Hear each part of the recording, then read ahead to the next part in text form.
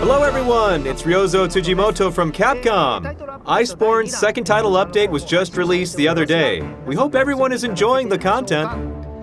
Although we already shot a developer diary for this title update, we felt the need to make one more video. That's because we kept one of the featured monsters secret. The point of this video is to shed light on that monster. As always, I'm joined by the usual crew. First up is... Kaname Fujioka, Executive Director and Art Director. Welcome back. And also... Director Ichihara Daisuke. Always a pleasure. Get ready for another deep dive into Iceborne. This update features the mature form of xeno'jiiva. We purposefully withheld information about it last time and focused instead on Stingens and Ogre. But the true piece de resistance all along was xeno'jiiva. So, what can you expect from this monster? Let's lift the curtain. We'd first like to talk about how the quest to hunt down the mature form of xeno'jiiva works. Let's begin with the Recon Assignment. The Recon Assignment actually serves as a sort of tune-up or tutorial for the real thing. Players will be able to slay it later during the actual siege.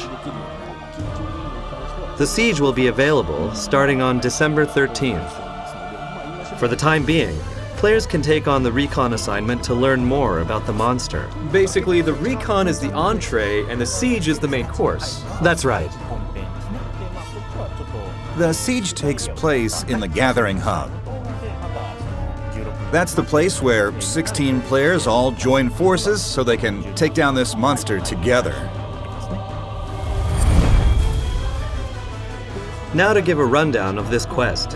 The mature form of xeno'jiiva makes its nest in a locale that has multiple levels. Each of these levels contains energy deposits.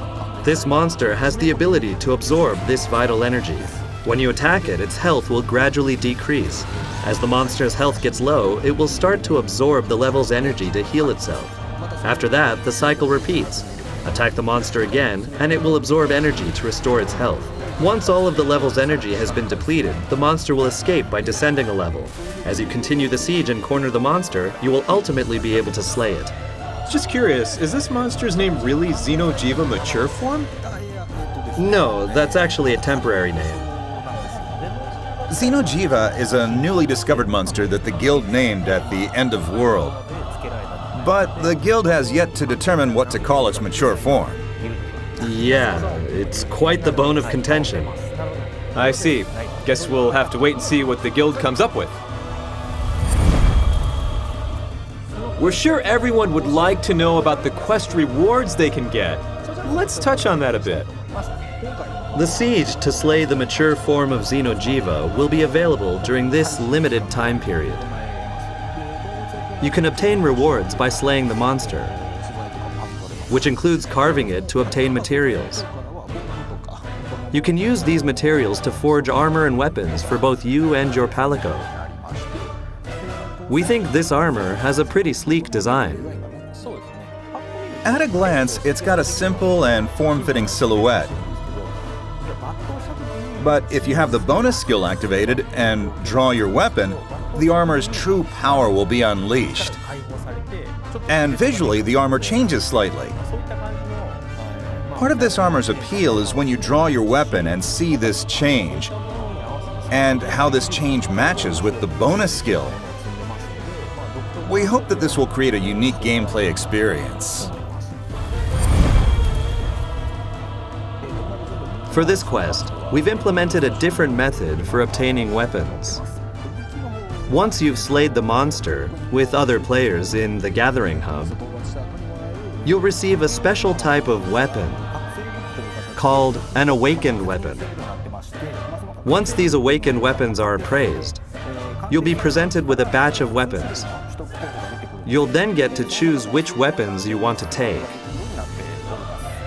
You're guaranteed at least one weapon type that matches the one you have equipped. Now, the awakened weapons have a catch. Their stats are the same across the board. After you appraise them, they'll get different elements or statuses. So you can choose weapons based on the element or status you want. In order to make your weapon truly unique, you'll need to upgrade it. The way you upgrade them is by giving them awakened abilities. Use special items obtained during the siege to awaken their potential, which will manifest as a trio of skills for you to choose. From this pool of skills, you can choose one to bestow upon your weapon. But if you don't like any of the skills presented to you, you can store the potential until you manifest a new set of skills. Stored potential increases your chances of getting a better skill next time. You can upgrade your weapon endlessly, but you can only add up to 5 skills to a single weapon. It's also possible to swap out any of these skills until you are satisfied with all 5 of them. A fun aspect of this weapon is that you can tailor it to your exact specifications. For example, if you've switched up your loadout skills or if a skill you want is a bit different, you can change them all to suit you. Given the flexibility you're afforded, we think it'll end up being a lot of hunters' go-to weapon for the foreseeable future. Now that we've covered some aspects of the siege, let's talk about the start date. The limited time siege is scheduled to start on December 13th and will be available until January 5th. So get ready for the fight of your lives. We are also planning to release the siege again at a later date for those who missed their chance to play it during this initial period. The siege is a great way to create your favorite weapon from scratch, so we hope everybody will give it a shot. We've reached the end of this mini developer diary. We hope you enjoyed it. We'll leave you now with our usual parting words. Ready? Happy hunting!